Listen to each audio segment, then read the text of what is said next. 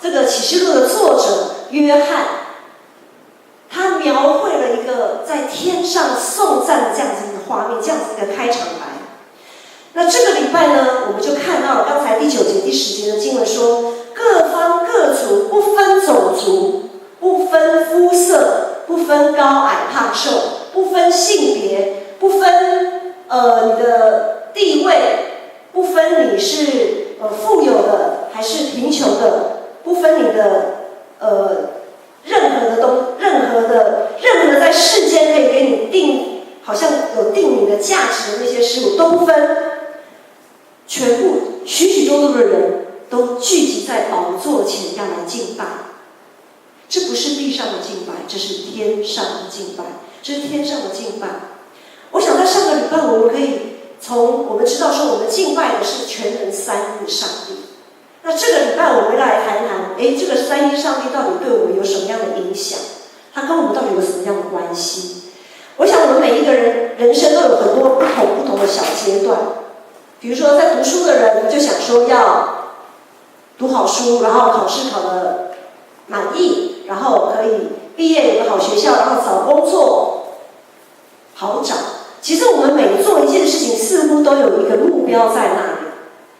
好，那人生一个阶段一个阶段上去了。好，我们以正常一般的来讲啊，正常一般的，不是说不在这个范围内就不正常，不是这个意思。是好，我们一般的步骤来看，读书读完，工作当社青，然后成家立业，有小孩，然后呢，小孩渐渐长，然后我们就变成阿公阿嬷，然后这一路每一个阶段的一个循环这样上去之后，到了阿公阿嬷，然后我们也退休了，然后我们还有什么目标？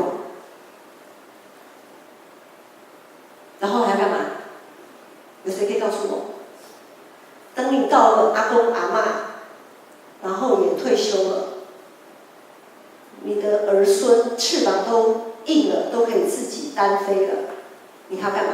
你的目标是什么？回天家。回天家，可是天家上帝还叫我们什么时候回去啊？好像不晓得目标是什么对不对？我常常听到很多老人家说啊，我没用了啦，我这一把年纪儿子也不需要我，孙子也不需要我啊，然后在家好像多余的、剩余，连个剩余价值可能都没有。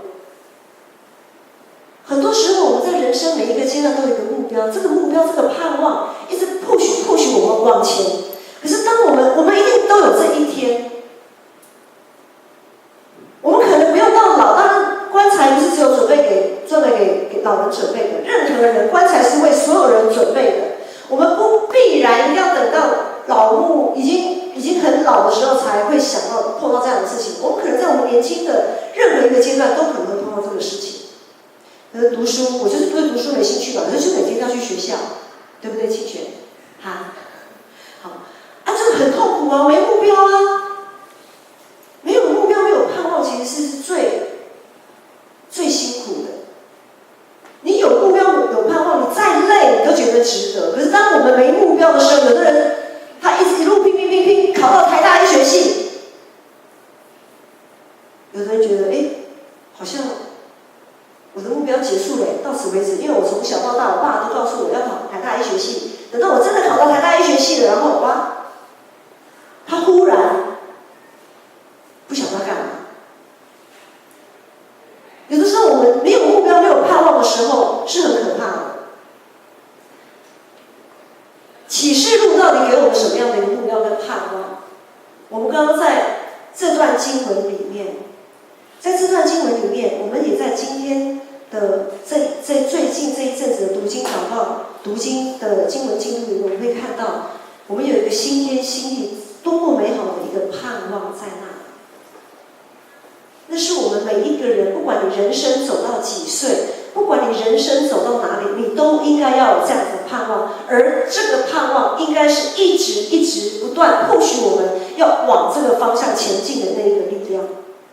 这一些在天上，我们刚刚读的经文，这一些在天上的得胜者，他们通过了最后的那一个关卡，他们通过了最后末日的审判。所以第9节、第10节我们看见有许多人，没有人能数得过来，很多啊，不分种族、各国各民各方，站在宝座和羔羊的面前，身穿白衣，手拿棕树枝。棕树枝，我们都知道，我们都有过那个复活节前一个礼拜就是棕树枝主日。我们知道，手拿棕树枝就代表了得胜，代表了胜利；身穿白衣就代表了圣洁，没有瑕疵。这些人都是从大患难当中出来的。今天的经文14节说，这些人是从大患难出来的，他们用羔羊的血把他们的衣裳洗白净了。弟兄姐妹，在这一群人，我想象那个画面，在一个新天新地里面，这一些人簇拥到我们讲说摇滚区好了，去听演唱会都有摇滚区嘛，大家都簇拥到那个舞台前面摇滚区。那这一群人簇拥到宝座前，有看到自己吗？我们有看到这些人里面，我们有看见，我们有意识到我们自己在这里面吗？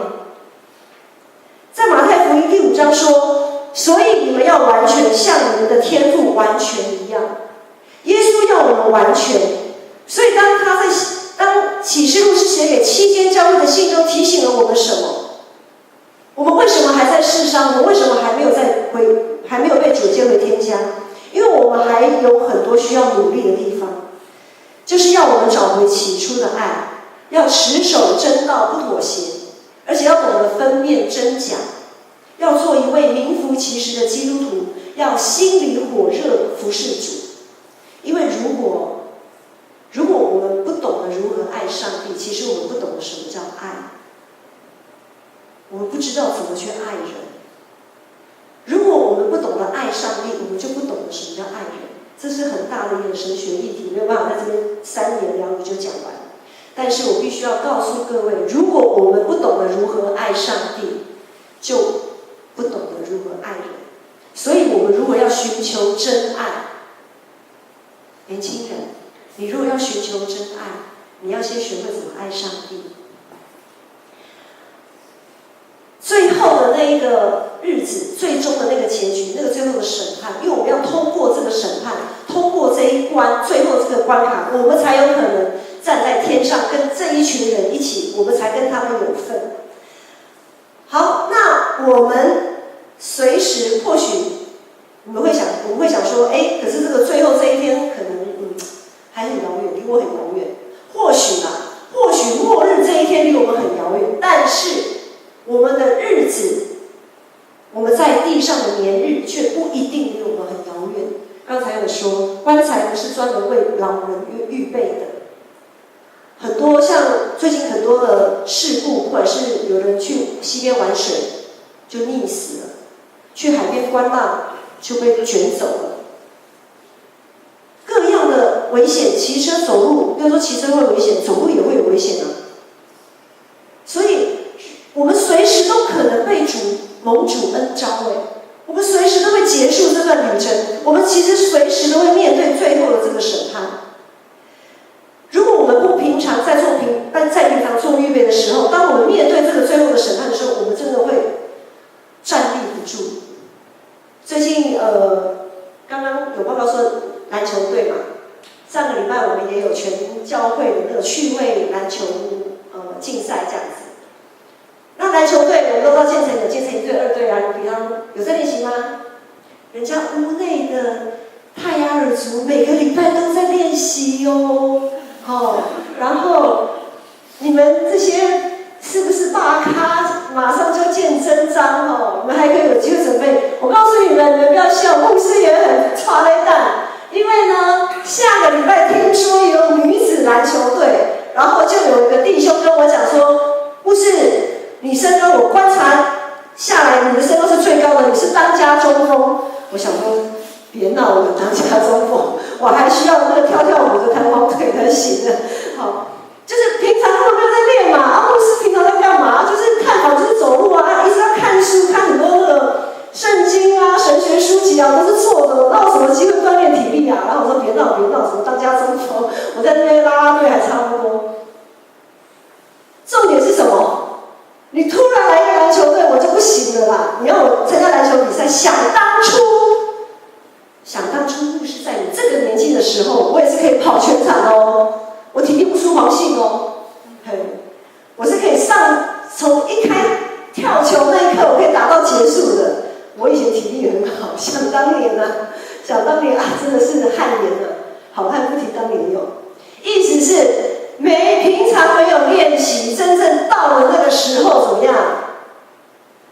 想跳都跳不起来啦！光是听到比赛脚都软了，对不对？还跳跳不动了。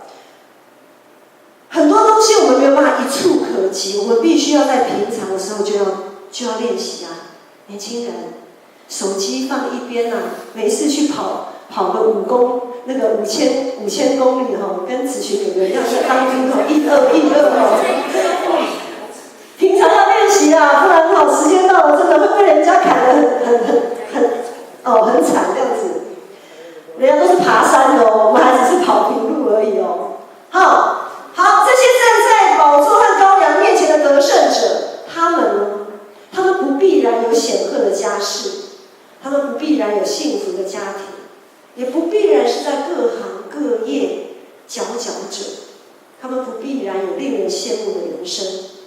相反，这圣经描写的这一群人，他们所面对的启示录在当时是写给哪一群人看的？是写给一群被社会边缘化、被人看不起、瞧不起，甚至于他们因着福音的缘故，还被关进监牢，饱受牢狱之灾。他们是一群这样子的人。耶稣在马太福音说：“内心贫穷的人有福了，因为天国是他们的。”他们通过种种的考验，不是因为他们有多大多好的成就，而是因为他们有信心，他们相信，所以当他们在快要放弃、被逼迫、快要放弃的时候，上帝的灵提醒他们就找回了那起初的爱。当他们快被迷惑的时候，在真理道路上又重新定位。当他们抬不起头，在人生的路上抬不起头，一直被人家穷追猛打的时候，他们仍然可以用他们坚毅的生命力为主做见证。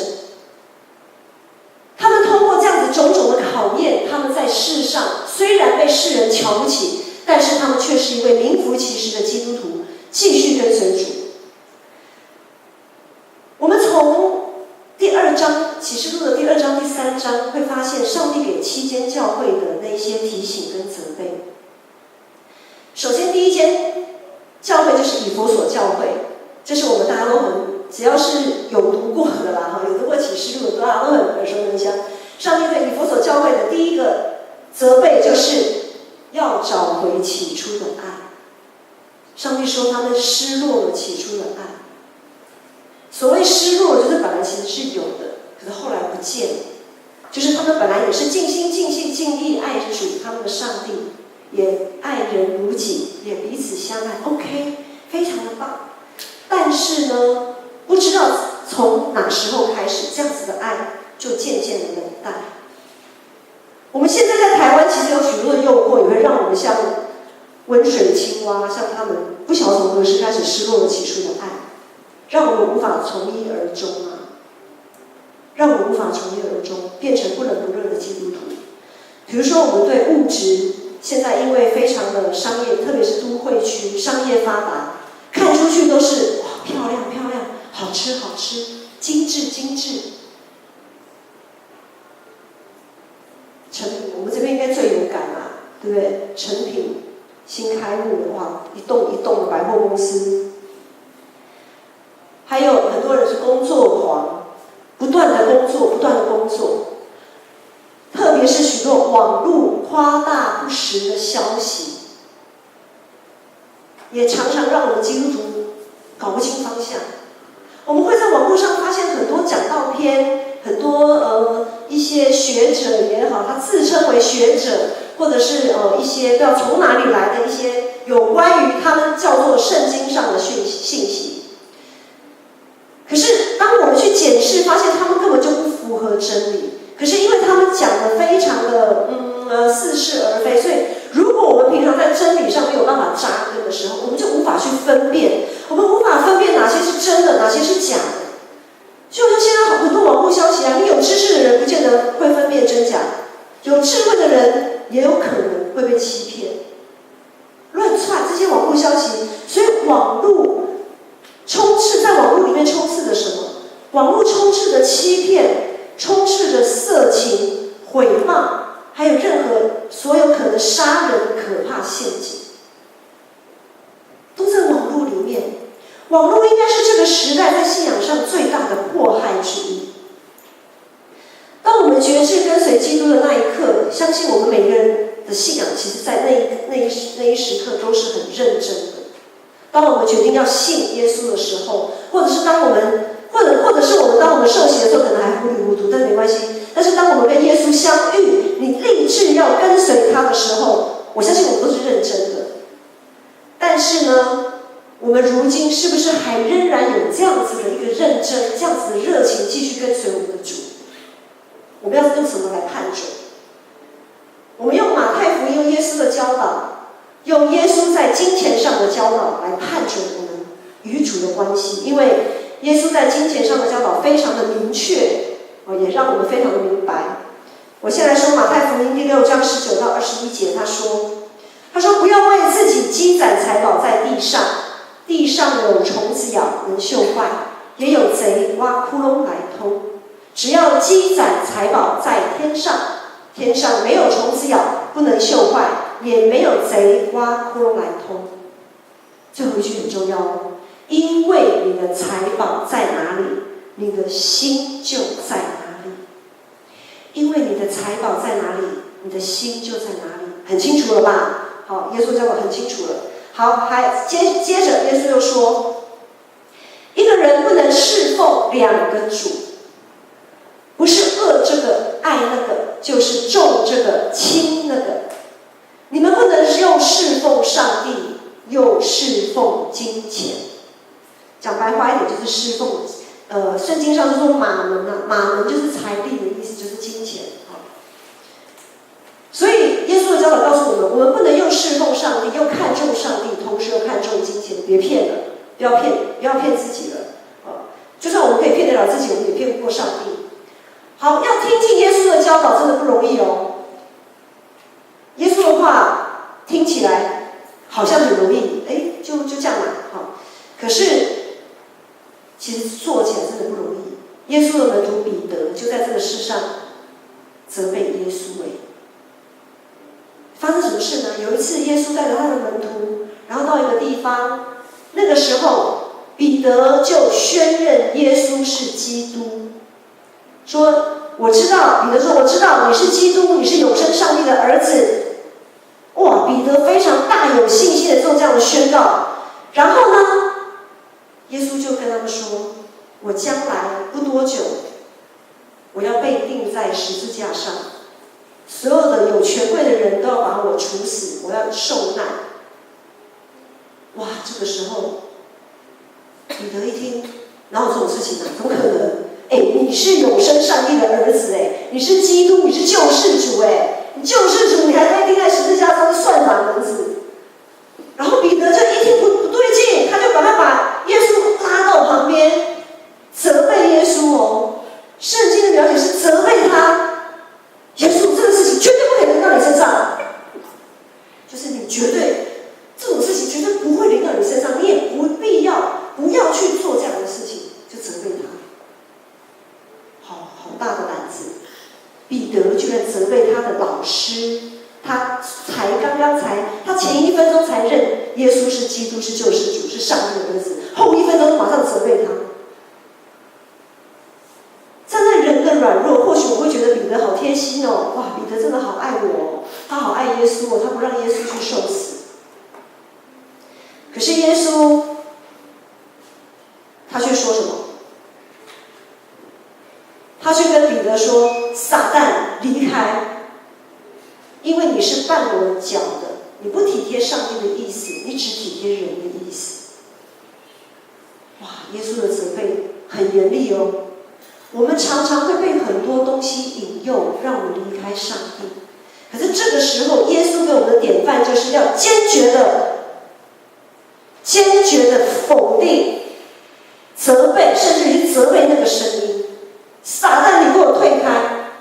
我今天就是要去死，我就是要去走这条路。你不要想要影响我的心智。耶稣给我们一个很好的典范。常常我们也犯了像彼得这样子的错误，我们太体贴我们自己人的意志了，以至于我们没有办法定睛在上帝的教导。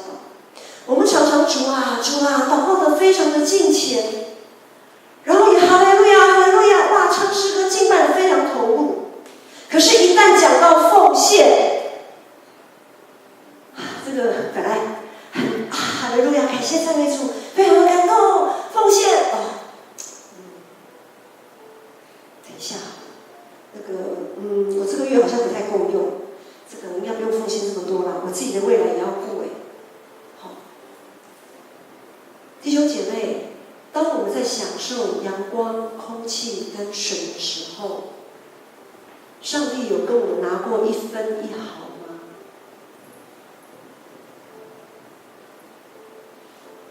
如果天上的飞鸟、地上的百合花不种也不收，上帝都养育他们，也给他们美好的装饰。我们可以想象，其实上帝给我们的比我们所想象的还要多因为我们可以积攒财宝在天上，这永恒的财宝不用怕被虫子蛀坏，不用怕金融海啸，更不用管什么中美贸易大战。这天上的财宝是会越来越多、越来越丰富的。如果我们在现今对这个身外之物这种程度的试炼，我们都没有办法通过考验的话，那我们其他的就真的不用说了，其他的我就真的都不用讲了。今天我们为教会所做的奉献，是为了造就每一个信徒都可以成为祭司，都可以成为耶稣的门徒。我们在每一场礼拜当中经历上帝，被主喂养，在团契当中我们磨练自己的恩赐才干，我们在团契当中磨练我们服事的态度，应该有的态度，在关怀探访中我们学习怎样彼此相爱，在宣教事工当中我们也学习怎么去见证主耶稣在我们身上的恩典与爱。然后为了维护这些事工所需要一些聚会的需要，也要提供合宜的软硬体设施。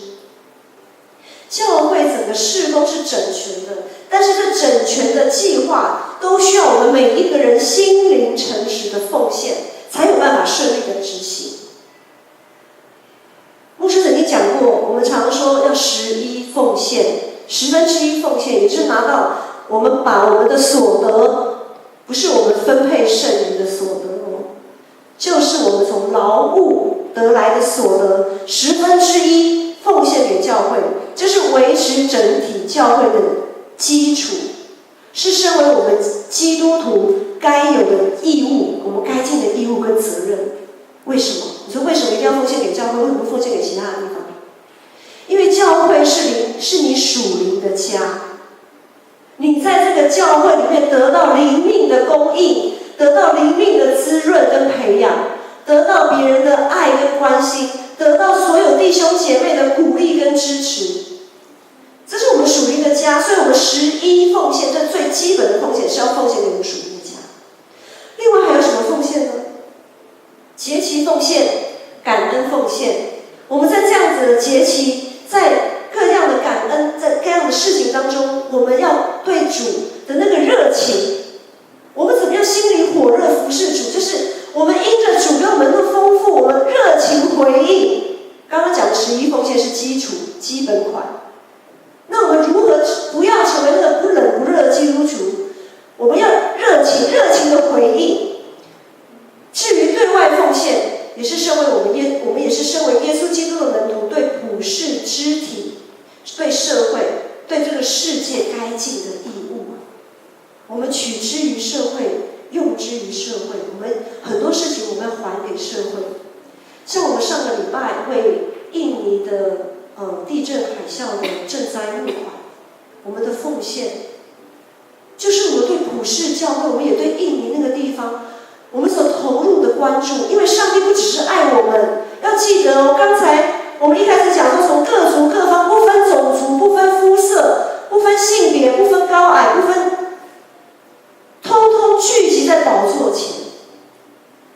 哪一天我们也会看到从印尼那边一起聚集，跟我们一起聚集在宝座前的，也会有印尼的弟兄姐妹，会有来自世界各地的弟兄姐妹。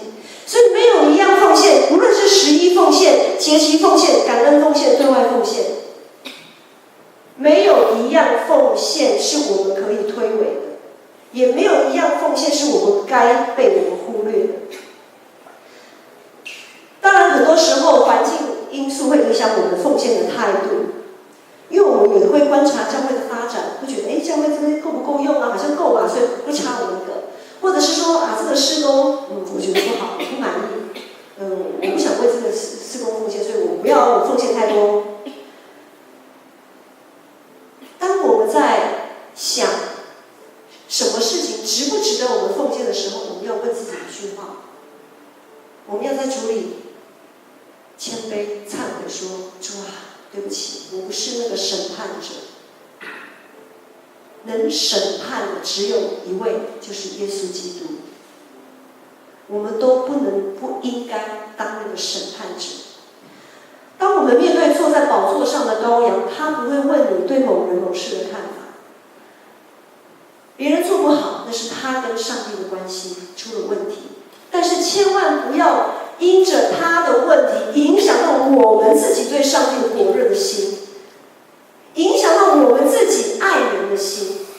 如果我们因着别人造成我们跌倒、后退、失望，因着别人我们不想再继续走这条路的时候，那还记得刚刚一开始那个画面吗？站在宝座上羔羊面前那些千千万万的人，那里面可能就没有我们的身影。个人的工程要自己承担，每一个人都得自己跟主面对面。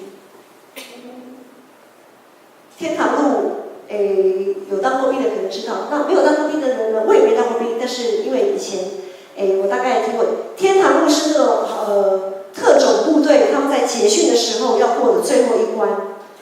你们如果不知道，可以 Google 一下天堂路，不是现在 Google 啦，礼拜几的时候可以 Google 天堂路到底怎么回事。我是看那个军教片，然后知道的啦。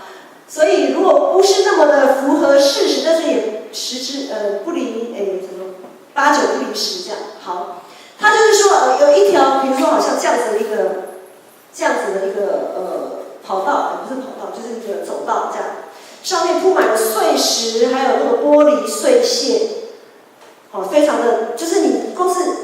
你们都有走过健康步道嘛，对不对？马路下面的健康步道超痛的。好，然后它那个你就想象是健康步道，但是它不是在凸起来那么圆滑的那个石头，而是那种碎石、玻璃碎片这样。然后那些蛙人部队啊，那些特种部队要结训的时候，就一定要通过那个，他怎么通过呢？一开始要来一个360度的翻身，翻过来又匍匐前进这样子。那是流血流泪的一条道路。信仰的旅程其实就好像在走天堂路一样，常常让人不敢直视，想要放弃，不想再往前。就好像刚才讲到的奉献，奉献如果你拿出来是会淌血的，那个就是真的是奉献，就像寡妇的2个小钱。信仰的旅程就像爬天堂路，是血泪交织的。但是爱我们的上帝却将那美好的盼望，那新天新地放在我们面前。若我们现在所经历的痛苦有多真实，这个盼望就会有多真实。在启示录第23章，我不晓得最近这个礼拜如果有跟着读经进度，会读到7间教会里面，上帝给这7间教会也是给众教会的一些提醒跟责备，但是在最后都会有一个盼望在那里。牧师选一些盼望，念给大家听。上帝说：“得胜的，我必将上帝乐园中生命树的果子赐给他吃。得胜的，必不受第2次死的害。得胜的，必要这样穿上白衣，我也不从生命册子上抹去他的名。得胜的，我要赐他在我宝座上与我同坐。”要成为得胜者，就要从最基本的奉献做起，因为你的财宝在哪里，心就在哪里。信仰是一场肉搏战，但是宝座上的羔羊必牧养我们，领我们到生命的水源。上帝也会擦去我们一切的眼泪，这个眼泪是得胜的眼泪，是得胜的眼泪。从上帝写给7间教会的信中，我们看见他的提醒跟责备，看见他的安慰跟鼓励。即使我们失去了起初的爱，即使我们失去了对他人的爱，他仍然爱我们，他仍然透过圣经不断的在跟我们讲话，不断的给我们机会。他仍然将生命的道路赐给我们。我们的主是在旷野中为我们开道路，在江河中，在沙漠中为我们开江河的主。他不会撇弃我们，也不会丢下我们。他是永恒的真光，是生命的源头。他不轻看我们的眼泪，他会挪去我们一切的羞愧。或许在现在，在今天，我们会觉得我们愧对于主。我们在许多的事上，我们常常亏欠我们的上帝。但是今天上帝说，他不轻看我们的眼泪，他也会擦去我们一切的羞愧，他会擦去我们一切的羞愧。我们一起起立来唱这首诗歌。在主的宝座前，我们都不再羞愧。在你宝座前，